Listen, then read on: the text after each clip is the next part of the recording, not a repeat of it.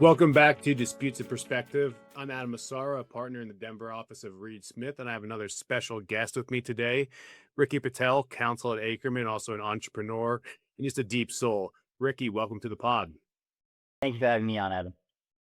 So, Ricky, I've been excited about this because you have a career arc that I think spans a lot of areas, but you also have an anchor in big law as well. And so there's a lot I want to cover with you, but there's several core topics I want to focus on. But before we get into that, tell the audience a little bit about who you are and some of the background about you. Who I am. So I've been all over the place. I've been a plaintiff's attorney. I had a class action law firm. I deal with crisis management, which is always fun. You usually have 24 to 48 hours to handle those types of situations. After practicing law until 2016, I decided to take a break until 2022.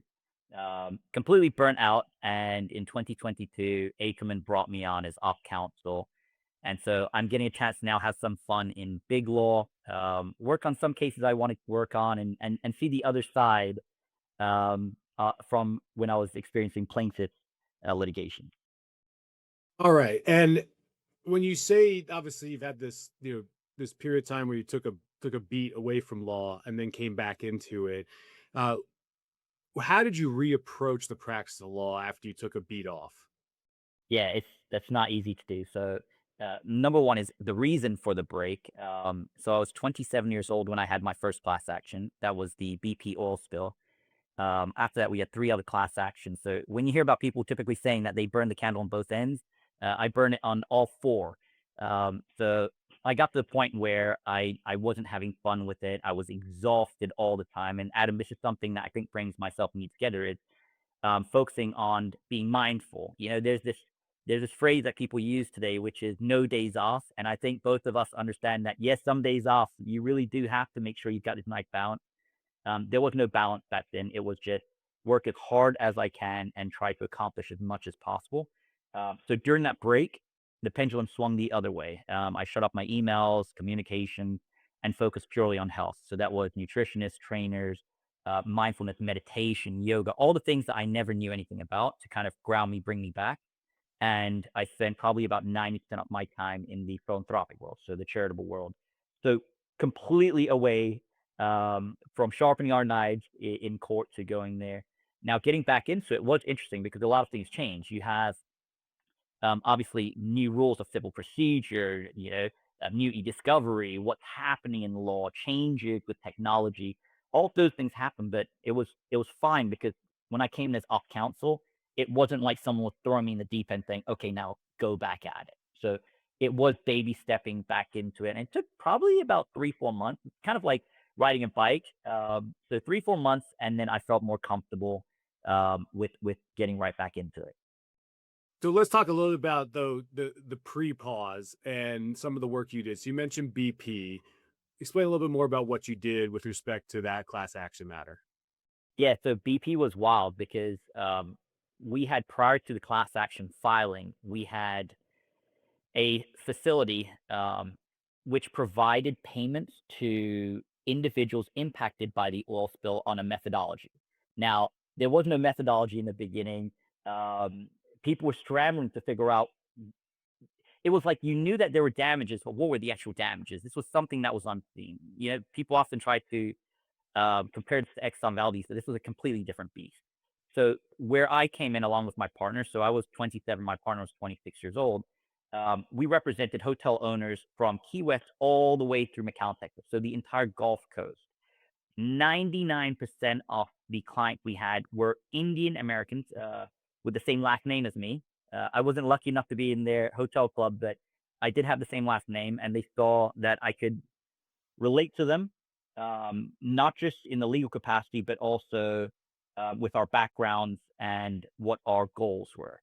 So by the end of the class action, we had about 3,500 hotels that we represented from the Key West all the way to McAllen, Texas. But we had to create, it was like jumping off the cliff and building the plane at the same time, right? We had to create the methodology. We had to create everything. At a certain point, the claims facility was using our platform to determine what the methodology should be for all claimants throughout the class. So once it was converted to a class, We were brought in to not merely represent the plaintiffs, but also help out the defendants with trying to figure out how do we resolve this? What's the quickest way that we can resolve it? Because if we can't get our arms around this, this is going to go on for decades. What you describe is, I think, something that a lot of private practice attorneys experience, which is at some point the practice gets far bigger than you, and it's not a linear practice. You that moment happens, and I think one of two options happens: either you end up rising to the occasion or you fall. And I think a lot of people unfortunately can't grasp that moment. So what do you think you were able to harness to grasp the moment and not let it go? And not have to have somebody more senior come in over top of you at that point. I'm so glad you asked that question. This is a question that no one has asked me, and I've had a lot of questions asked about DP. Um, when we started our law firm, we didn't start it because we were excited about having a law firm. We graduated in 2009, so the economy had completely collapsed. There was no jobs available. My family were refugees. There was no educational background whatsoever. There was no financial backstops. My partner was in the same situation. So there was only two alternatives. One was work as hard as we can with this case and try to figure it out. And number two is give up, cry about the economy, and try to figure out something else, right? Um, every single person you could imagine tried to take a piece of our case. And so, Adam, when you ask that, this is something that most people don't realize. At 26 and 27, you're a baby. You may think that you know something, but you know nothing. We were maybe 8, 9 months out of being lost from law school. Like within a year, this case came to us. So every major law firm tried to explain to us that, hey, you're over your head. And this is when we had about 100 cases. So what did we do to work around that? We hired people that were way smarter than us, that were, you know, we've discussed this before about ego, right? The ego is, hey, we can figure this out. We're smart enough. We knew we couldn't figure it out, but what we didn't know was each of these cases that we had, they were resolving within 24 to 48 hours, which was providing the firm capital in order for us to hire the best accountants, to hire the most seasoned lawyers. And by that, we were able to build a team bit by bit by bit in order that once we finally hit that 1,000 mark, we had a solid team in place. But if it were not for that, I think our lunch would have been taken. And then another notable matter you handled in the earlier days was also involving Baylor. Is that right? That's right. That's Talk right. us talk to us a little bit about what happened with that matter and how you also rose to the occasion there. Yeah, so I'll take 30 seconds to explain why Baylor was so important. Prior to the Baylor University rape cases, I represented an individual named Dalvin Cook. Okay, incredible football player, and he was accused of battery. When I spoke with him for the first time, I realized there was no way this individual did this. But every news station, no matter which news station you put on at that time, this guy was up for the Heisman and so forth. They had already determined in the media that he had battered this woman. So I got involved there. We went to trial, unanimous not guilty verdict. We won both our civil and criminal to make sure that we garnished wages from this individual that claimed that Dalvin Cook had done this. So what happened was I now had this mark of, hey, Ricky Patel won this case representing an individual that was accused of battery. And the point that I was trying to make there was that victims must be protected, but we must also make sure that when statements are made by victims, that they are accurate. Otherwise, it hurts other victims. Does that make sense? So It I need does. to get that background. So I went from representing one football player against the victim to representing all the victims against all the football players at Baylor. Does that make sense? So I It completely does. flipped over to the other side. And the reason that was important was I wanted to be able to show the experience that I had gained in this type of situation. I could now use that towards changing rape laws and making sure that these victims actually had their day in court. So, and that's not something easy to do. This we're talking about within a year between Dalvin Cook and the Baylor case. Um, the Baylor rape case was horrific, and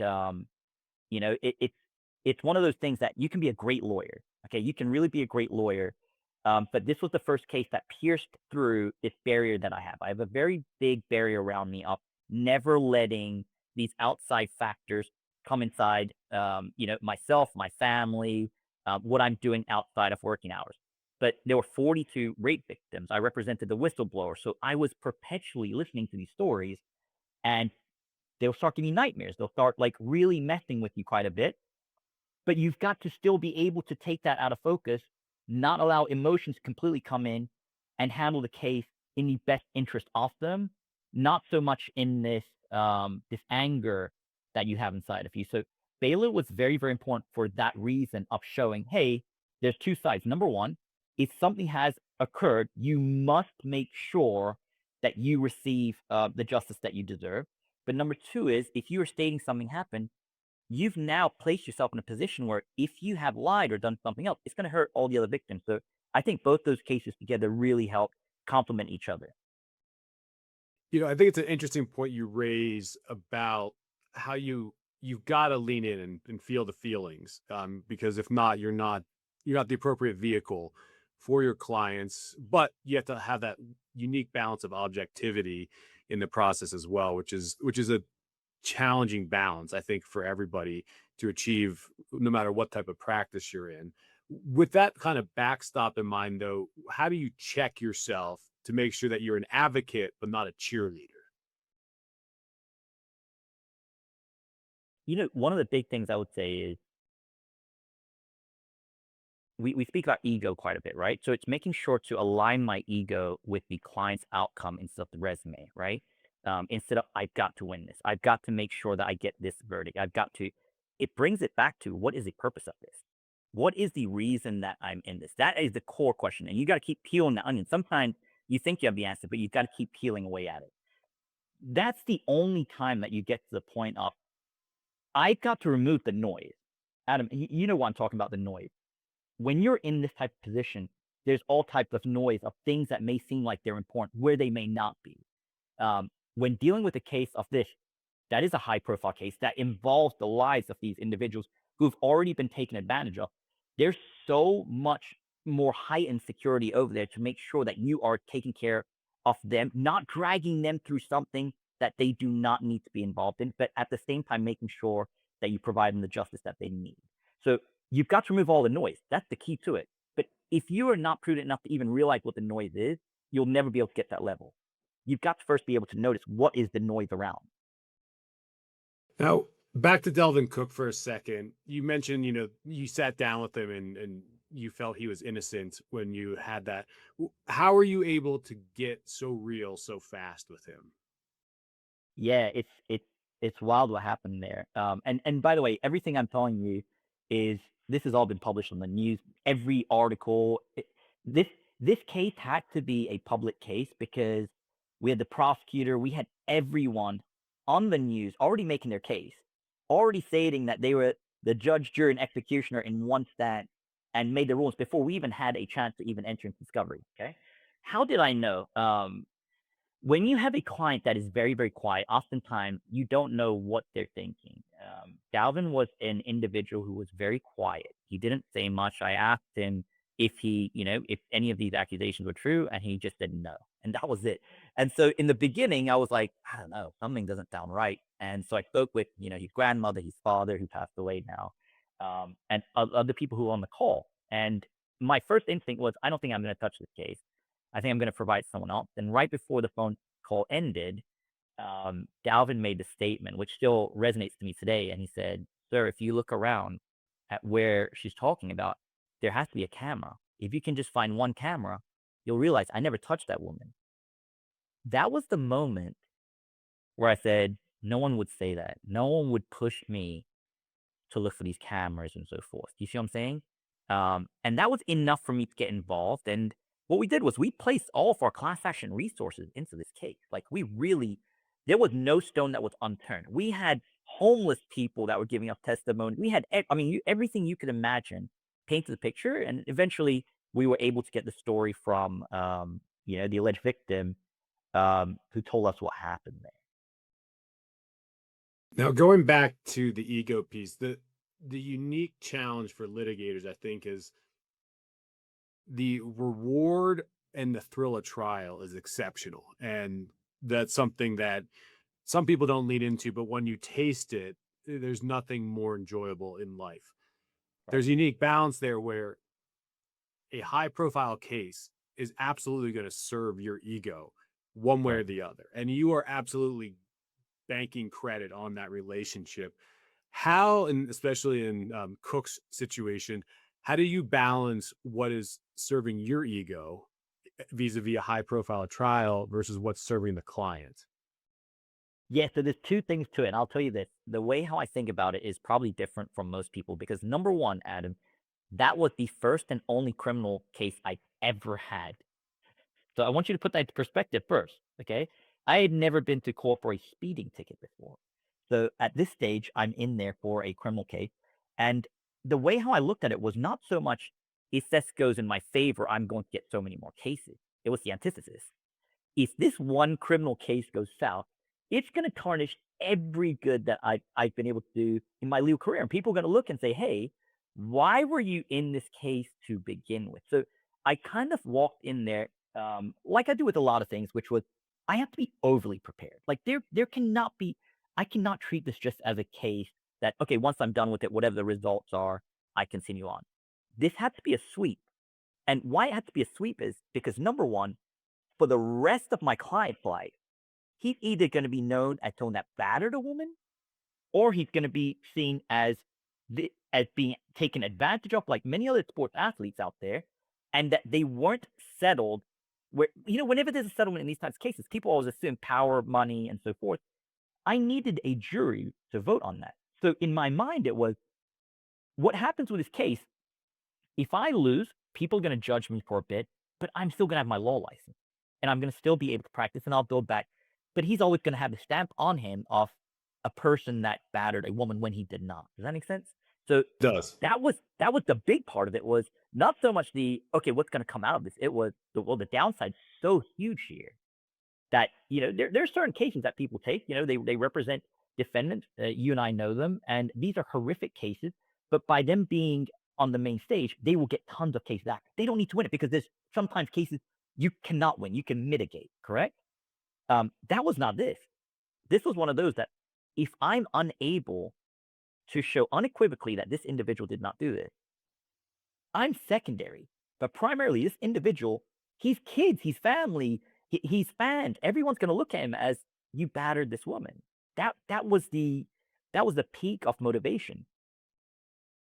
It's interesting too, because there are some parallels between representing athletes and high-end corporate litigation because the level of sophistication in the client goes up significantly. And when you're describing some of these things, part of it is also having a client that can withstand trial. And a lot of that goes back to a host of things, mental toughness, physicality, all those components of it. And it's interesting because you can see some strong parallels between some of the cases that we try in private practice. A lot of it is the client, especially if they're hyper sophisticated, can survive trial. They can do it. They have the capacity to really present.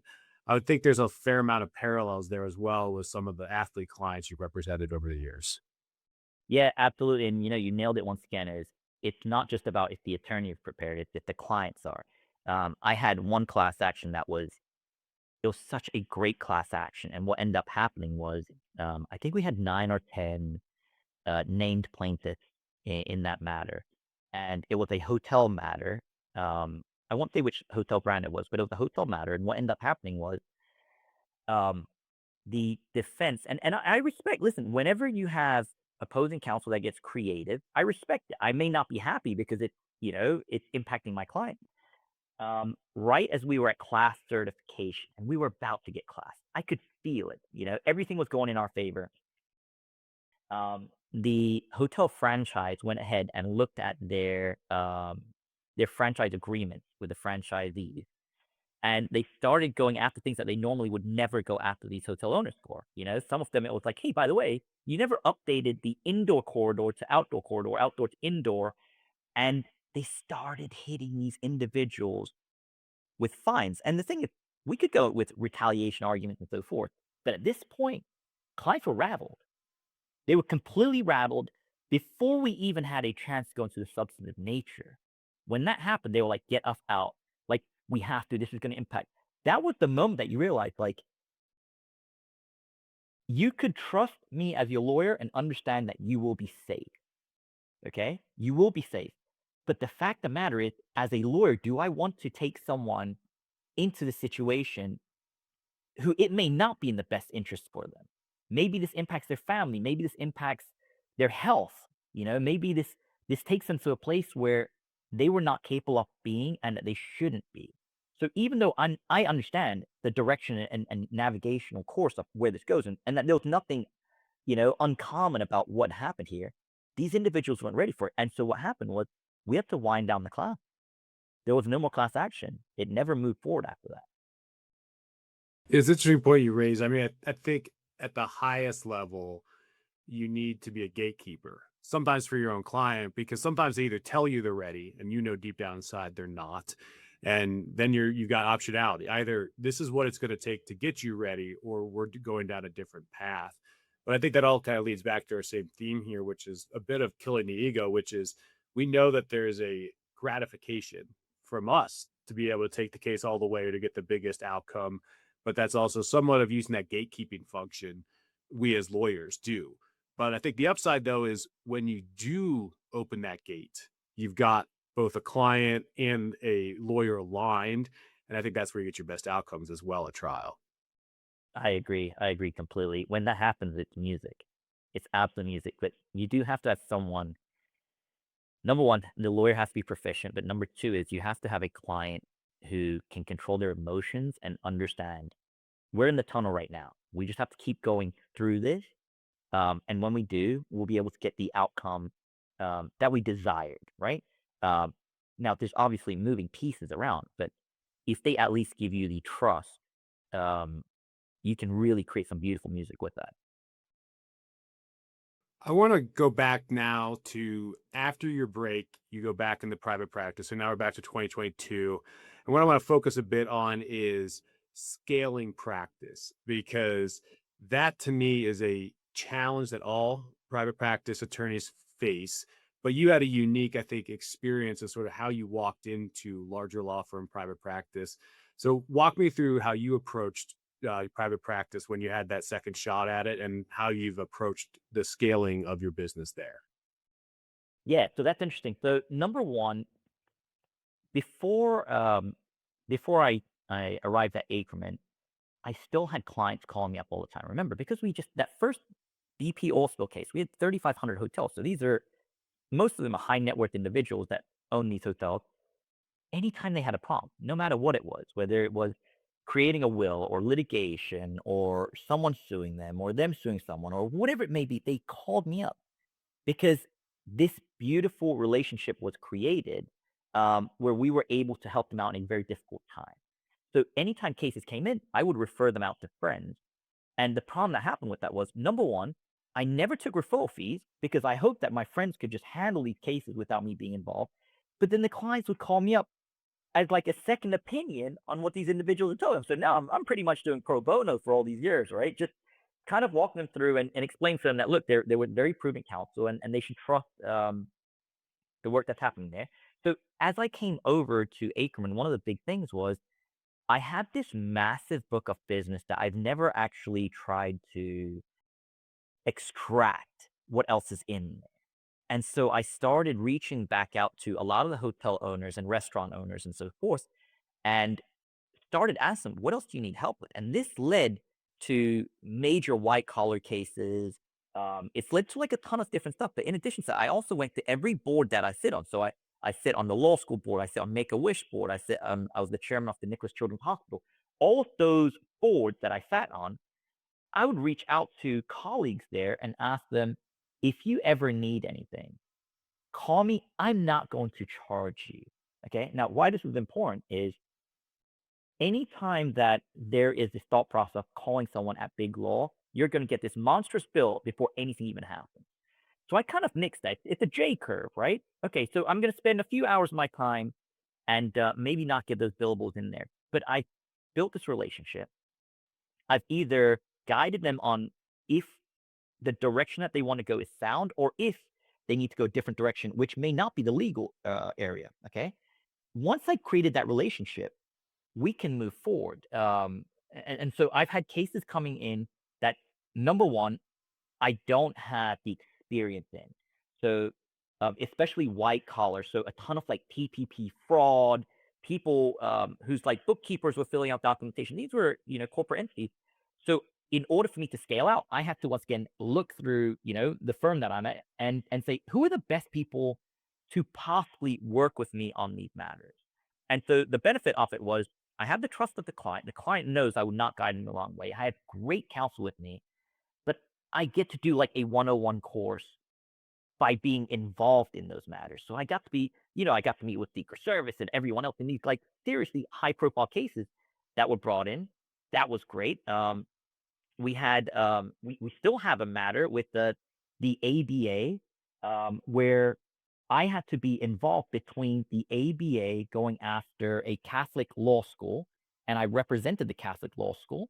And I had to go ahead and say, hey, I have to make sure that not only is this university not losing its certification, Accreditation. yeah, accreditation, thanks, Adam. Um, but we had to push back, and we pushed back so hard that now, in addition to the state of Texas, Florida, because of the work that we did, the ABA will no longer be the sole accrediting organization over there. So how do we do that? It's myself now, not just convincing the clients. It's myself now convincing my partners, convincing associates, that hey, this is the direction because there's certain things that there's no script for. You can handle 100 litigation matters between partnership disputes, and you'll feel comfortable in it. But oftentimes in big law, you're inside of a sandbox, and you're not used to stepping outside a sandbox. And so, number one, I have to bring people who are prudent attorneys, meaning great research, writing skills. Um, but I've got to be able to also bring them on and allow for them to handle things that they may not have typically handled before, and want to allow them to understand that I do have a blueprint for this, but we need to step into uncharted territory with this. Does that make sense? So making sure to give them what they need. Yeah. It makes sense. I think the tricky part though is how do you take people who operate in a sandbox and get them to get uncomfortable quickly? It's so difficult. I will tell you this. I've probably tried this with, let's say, out of 10 people I've tried this with, it only works with 2 or 3 people. The rest of the people, they're not comfortable being outside that box, and they step right back into their box.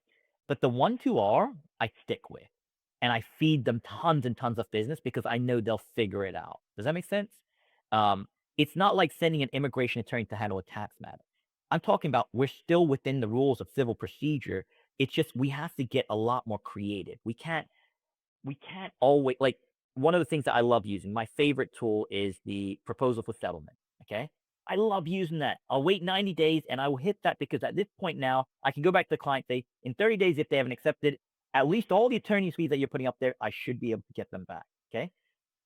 Most of the people that I work with in big law, they don't typically use that because what also happens is you're unable to drag litigation out a lot longer because if you send a PFS down, it's a good PFS and it's successfully put on the other side, it's game over.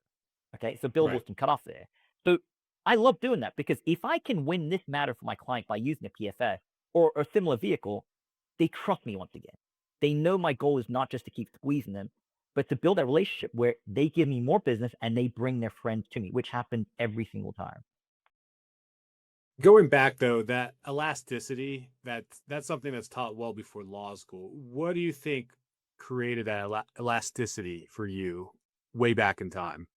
Yeah, that's a great point. So I will say this. I think there's two big things. Number one, when you don't have um, parents who are educated and financially prepared to support you along the way, you have to have all types of jobs. Okay, you're not a 16-year-old working at a law firm. I worked every job you could imagine, from working at grocery stores to car salesman to working inside Best Buy. Every job you can imagine, and what that means is you've got to get past that uncomfortable feeling of just going and talking to someone. And sales in all of these different areas is so important. You know this better than anyone else. You're probably one of the better people at this in law is you've got to be able to sell yourself. You've got to be able to sell what you have. Why is it that what you have is better than other people? And that comes along with being able to show your strengths, um, why this is important to them, why they can trust you, right? Without trust, none of this works. But every single one of those jobs I had um, allowed me to feel comfortable speaking in this setting. Number two, I always credit in law school to I was in the immigration clinic. And as you know, you don't have to be an immigration lawyer to actually go and fight an immigration case. So I had my professor in the back, and I had, I think, 6 or 7 trials during my third year of law school. Before I graduated, I had more trials than some of my peers have still today. So that was enough. And I want to make something abundantly clear, and I say this whenever I'm speaking. It doesn't matter how many cases I have, doesn't matter how many times I go in front of a judge, doesn't matter how many trials there are, doesn't matter how many speeches I did, I always get butterflies in my stomach, no matter what. It's always there. You just get comfortable with it over time. Let me ask though, do you think you sell without selling or do you do something different? The goal is not to sell, it's the byproduct. The goal is to make sure that both parties align. Do you have something that I can offer? Do I have something that you need? Okay.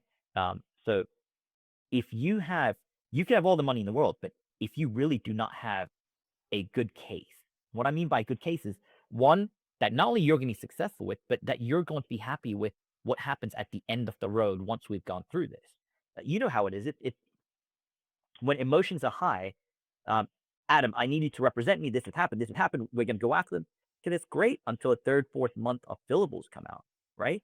And then that's when the questions start coming in of like, okay, how am I going to be able to handle it? How am I going to be able to, um, you know, it's only been 3, 4 months. We've got another year left. We have 18 months left. Like, how much is this going to cost? And so those are things that you've got to be able to be aligned on, right? So if you do have a good case, if I am the right attorney and have a skill set for you, we can both dance. We can make this happen. Um, but it's never a situation of, okay, their case is okay, let me sell them on it. That there's never a good ending with that. I would rather tell someone immediately to go somewhere else or to take my advice or to settle or to do something else rather than get involved in a situation that may not be beneficial for them. And I want to wrap with one last chapter. I want to talk about well-being and physicality because I think those two things are things that you took a very deliberate path on. I I always start the pod with this premise. I think private practice is like living on Mars. You're not built to survive there. So you have one of Right. two options. Either you slowly wither and you're a shell of who you are, or you figure out a way to survive. So now Right. that you've kind of experienced both sort of elements of it, which is, private practice, small, a lot of responsibilities, no guardrails, high stress there, larger firm, larger expectations, different stress level. Walk me through what some of the things you do that have made all the difference there on the physicality and the well-being piece. Yeah. So there has to be a massive balance. I I think you said it the best a few years ago when we spoke that at this level that we are playing in, we are like pro athletes. Um, so what do we have to do? It's not just about reading up on case law and keeping up with what is happening in your field of law. You've got to keep your brain working well. Okay, you've got to keep your body working well. You've got to sleep better. And so the biggest thing for me is metrics. I want data on everything. I want data on every single thing I can imagine. So I do blood work probably every 4 months. I do DEXA scans. I do heart calcium scores. I want to make sure the old ticker's working well. But in addition to that, with brain, like, I do tons of exosome therapy, which is phenomenal for my brain. That's probably the most elite level of biohacking is exosome and stem cells. Okay. Um, Taking my creatine, making sure that I have the energy my brain needs, peptides, but not just like taking peptides for the sake of taking peptides. I take peptides that my body needs. I don't take vitamins unless my body needs those vitamins. I don't put supplements in my body because a friend told me that it helps them. Every single thing that I do or that I take is specifically for me so that I can wake up, optimize, and be able to perform in every area. The other thing is strength training. Like super, super important for strength training, making sure I do that. I like to also push the boundaries. So this weekend I did a 103-mile bike ride. That pushes the boundaries because you get to the point of I don't know if I can go 1 more mile. Okay. All right. If you can pass that boundary, you can do that. Something a little bit easier that most people can do. 3 times a year, I do a 72-hour water fast. Nothing but water. Why is that important? Number one, it's allowing your body to rejuvenate. It allows your brain to clear up, remove the noise again, like we mentioned, right? But it also gets to your point of, can I do this?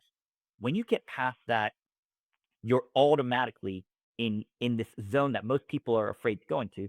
Adam, I think that you understand this. Every time you look at that cold plunge, um, it's not like you're excited to go in.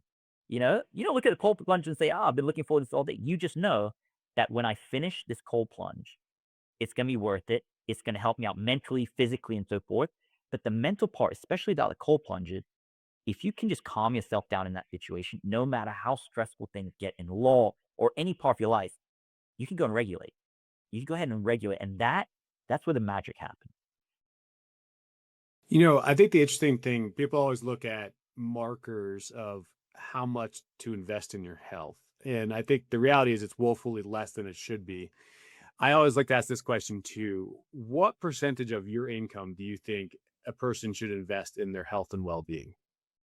Oh, that's a good point. I think it's okay. So health is funny, right? Because there is a point where it does tap out, right? So it's not like an engagement ring or a house or a car. There's a certain point that after you've spent that much, um, the results aren't going to be that much different. So I would say for mine, I would say I probably spend about 60 or $7,000 a year on health.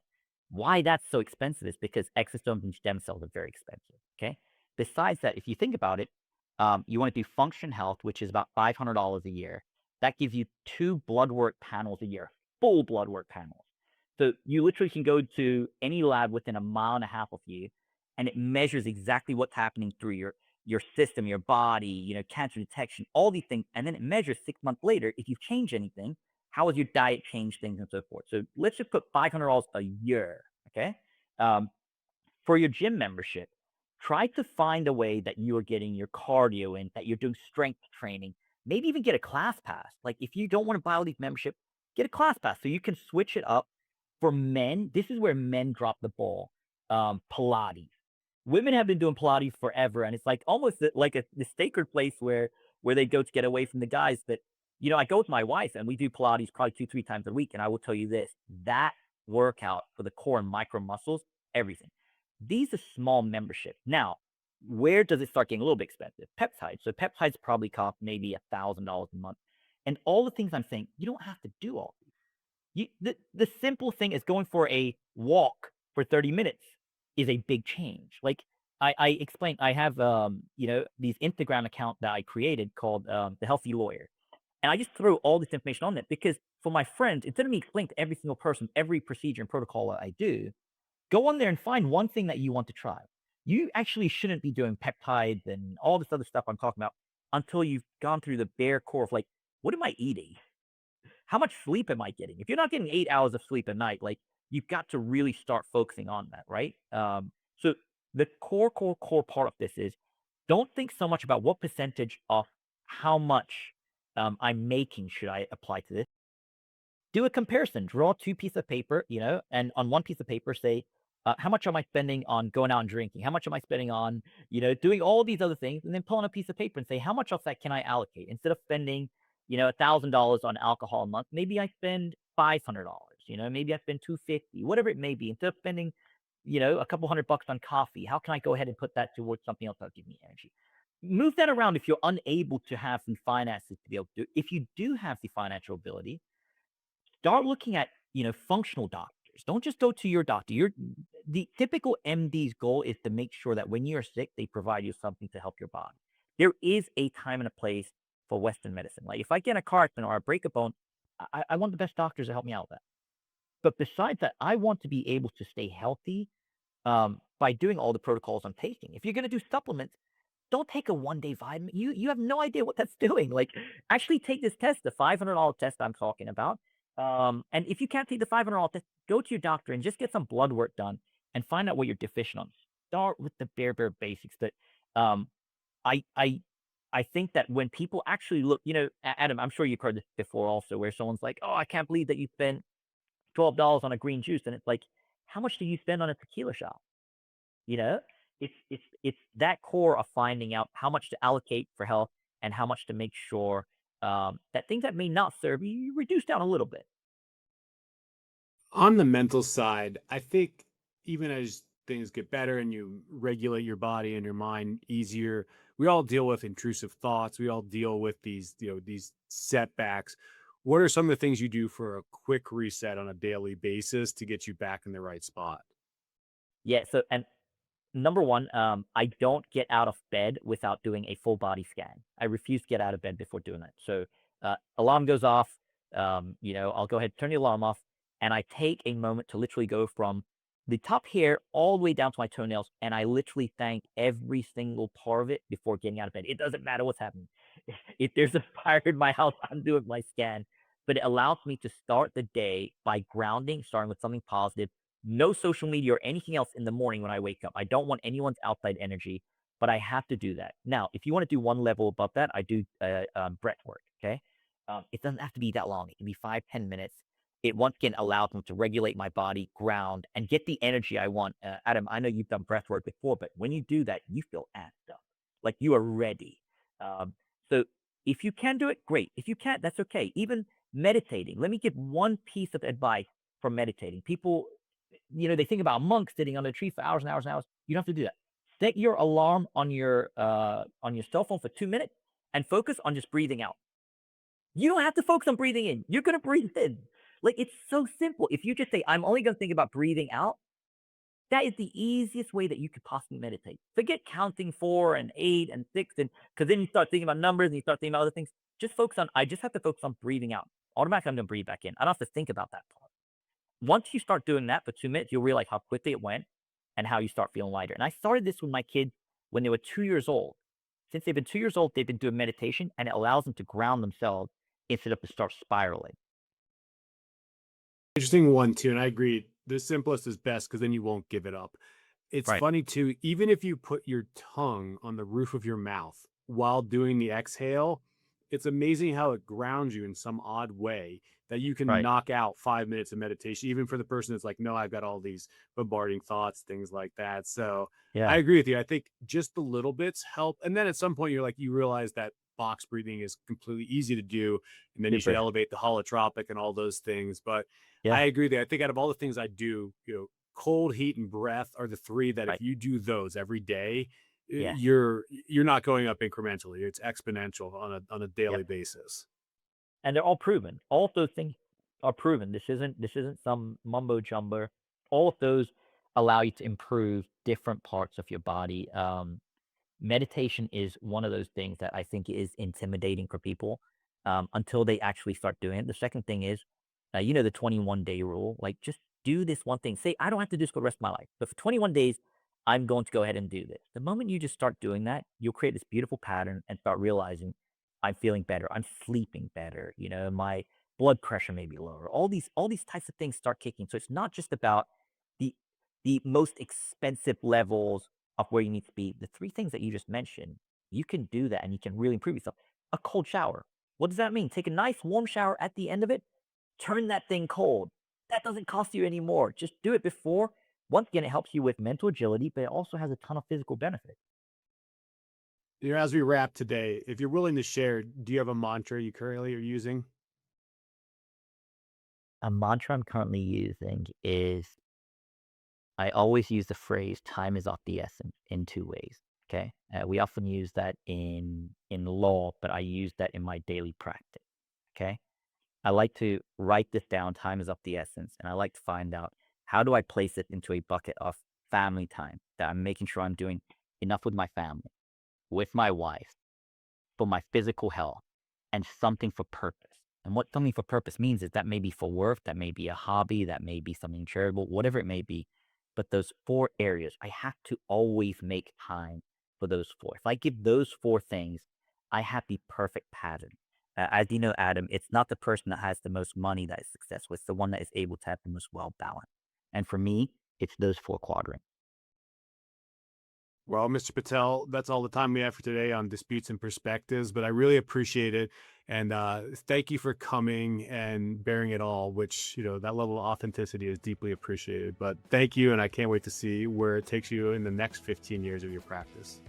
I appreciate it. Congratulations, Adam, on all your success, and thank you so much for having me on. Thank you, Ricky. Bye.